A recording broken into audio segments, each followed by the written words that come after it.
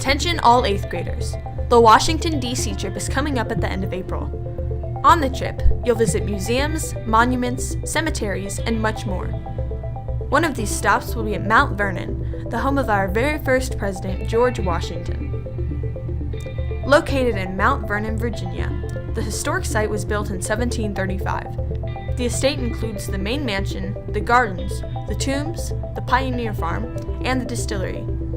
Each of these areas have lots of fun activities and interesting artifacts to explore. The mansion is made up of 2.5 stories, 21 rooms, and 11,028 square feet. The building is not perfectly symmetrical, although Washington wanted it to be. It is 10 times the size of an average Virginian home during the time period and was built with iconic colonial architectural features. Today, more than 1 million visitors pass through the mansion every year.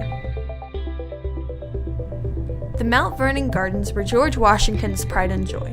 He designed the layout for the lush assortment of plants himself and used slaves to help with upkeep. Washington also built a greenhouse for rare and exotic plants, which is the second largest building in the Mount Vernon compound. It was the most advanced greenhouse of its time. The gardens are home to a variety of beautiful flora and fauna. George Washington died in his Virginia home in 1799. In Washington's will, he requested that he be buried on the grounds of Mount Vernon alongside his wife. He also requested that his tomb be updated when the time came.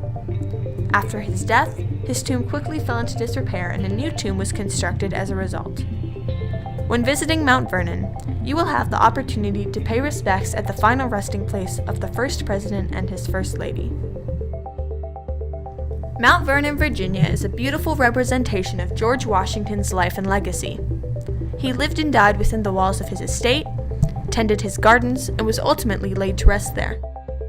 Highlands 8th graders will have the chance to learn more about the father of our country on the Washington, D.C. trip.